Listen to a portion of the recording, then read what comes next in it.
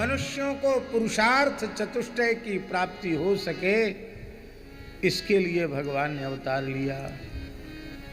पुरुषार्थ चतुष्टय जानते हैं? धर्म, अर्थ, काम और मोक्ष, ये पुरुषार्थ चतुष्टय है। इसकी प्राप्ति के बिना शास्त्रों में लिखा है,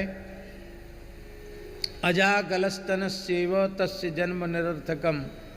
पुरुषार्थ चतुष्टय की सिद्धि जिस मनुष्य के जीवन में नहीं है, बकरी के गले में लटकते हुए स्तनों के समान उसका जीवन व्यर्थ है।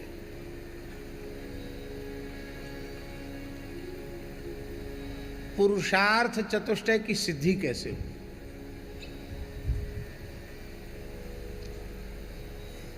पुरुषार्थ चतुष्टय की प्राप्ति के साधन यदि सुरक्षित होंगे तो पुरुषार्थ चतुष्टय की सिद्धि हो जाएगी, और पुरुषार्थ चतुष्टय की प्राप्ति के साधन ही असुरक्षित हो गए तो पुरुषार्थ चतुष्टय की सिद्धि संभव नहीं है।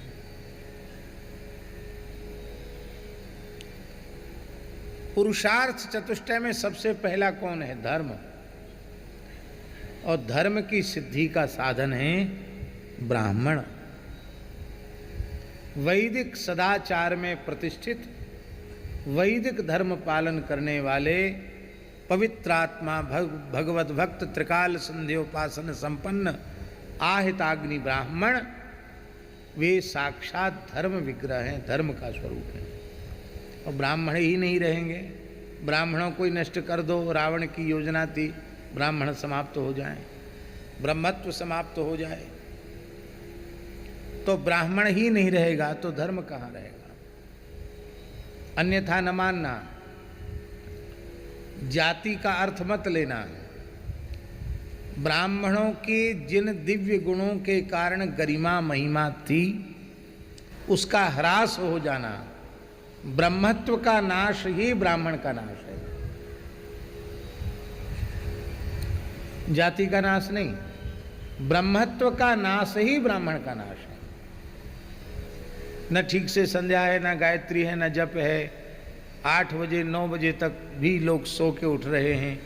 सामान्य लोग नहीं, जो अपने को कहते हैं कि हम ब्राह्मण हैं, हम तिलक लगाते हैं, हम संस्कृत पढ़ते हैं, दान दक्षिणा के लिए हर समय लेने के लिए तैयार बैठे हैं, लेकिन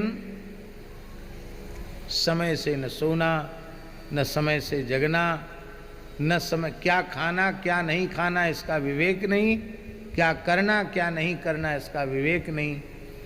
और हम अहंकार वही कर रहे हैं कि हम वशिष्ठ गोत्रीय, हम पराशर गोत्रीय, हम अमुक गोत्रीय हैं, भरद्वाज गोत्रीय हैं। माने अहंकार हमारे में वैसे ही है कि हम अमुक ऋषि के गोत्र के हैं, उनकी संतान हैं, उनका तेज हमारी धमनियों में दौड़ रहा है। ये बहुत अच्छी बात है, पर उनके गौरव के अनुरूप आप अपना जीवन तो बनाओ। भगवान अवतार लेते हैं तो ब्रह्मत्व की प्रतिष्ठा होती है, ब्राह्मणों का निर्माण होता है। ब्राह्मण इस राष्ट्र का धर्म है, धर्म रूपी पुरुषार्थ है, और गोवंश की सेवा इस राष्ट्र की अर्थव्यवस्था है, अर्थ है। कौन सा अर्थ? दैवी संपद विमोक्षाय निबंधाय सुरीमता, दैवी संपत्ति है। गाय को मूल केंद्र में रख करके जो कुछ समृद्धि प्राप्त होगी वह दैवी समृद्धि होगी, वह अत्यंत सात्विक समृद्धि होगी, जो गाय को केंद्र में रख करके प्राप्त की जाएगी। इसलिए मैं प्रार्थना करता हूं, यदि ईमानदारी से भारत आत्मनिर्भर बनना चाहता है तो भारत राष्ट्र को आत्मनिर्भर बनाने की सामर्थ्य केवल और केवल गोवंश में और किसी में नहीं। गो आधारित कृषि, गो आधारित चिकित्सा और गो आधारित शिक्षा, ये 3 काम हो जाएं तो हमारी अर्थव्यवस्था का आधार गाय बन जाएगी, और हमारी महाराज जी अर्थव्यवस्था का आधार गाय बन जाएगी। हम विश्वास व्यक्त करते हैं चित्रकूट में बैठकर झूठ नहीं बोल रहे हैं, झूठ तो बोलने का अभ्यास ही नहीं है। लेकिन प्रार्थना है कि जिस दिन भारतवर्ष की धरती गोवध के कलंक से विमुक्त हो जाएगी, गोवंश सुखी हो जाएगा, समृद्ध हो जाएगा, निर्भय होकर वायुमंडल में श्वास प्रश्वास ले सकेगा, हम समझते हैं देश इतना समृद्ध होगा, इतना समृद्ध होगा, इतना समृद्ध होगा कि हम पूरे संसार को कर्जा बांटेंगे। हमको किसी के सामने हाथ नहीं फैलाना पड़ेगा। इतनी समृद्धि होगी कि फिर से लोगों के घर सोने चांदी के बनने लग जाएंगे। हो सकता है रेल की पटरियां सोने की पड़ जाएं, इतनी समृद्धि हो सकती है। लेकिन ये तब तक समृद्धि लौटकर आने वाली नहीं है जब तक कि गाय का रक्त इस धरती पर गिर रहा है। हम लोग श्रद्धावान लोग हैं, हम लोग कल्पना में जीने वाले लोग नहीं हैं।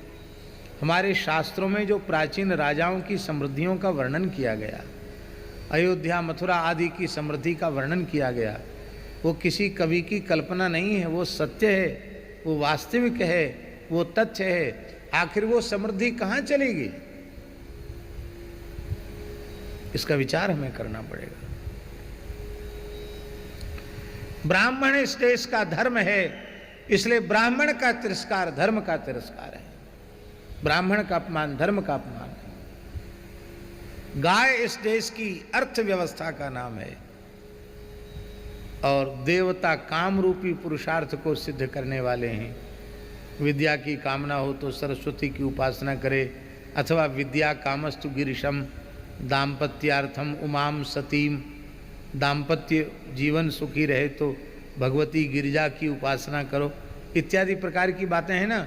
ब्रह्म तेज की कामना हो तो बृहस्पति की उपासना करो, इंद्रियों में बल की कामना हो तो इंद्र की उपासना करो। तो हमारे यहाँ कामनाओं की पूर्ति करने वाले देवता हैं। कामरूपी पुरुषार्थ की सिद्धि देवताओं के अनुग्रह से। अब ये संत क्या हैं? ये मोक्ष रूपी पुरुषार्थ की सिद्धि कराने वाले हैं। कल भी हमने चर्चा की थी, आप स्वयं अहंता ममता की बेड़ी से मुक्त नहीं हैं तो आप दूसरे को बंधन से मुक्त कैसे करें? भगवान की दया से ये निवृत्ति परायण संत महापुरुष स्वयं तो संसार के बंधनों से मुक्त हो ही जाते हैं। ये भजन में लगाकर सत्संग दे करके जिस मायाबद्ध जीव को संस्कृति के चक्र से मुक्त कराना चाहें उससे भी मुक्त कर देते हैं। बस हो सद्गुरु श्री रणछोड़ दास जी महाराज की कोटि का महापुरुष।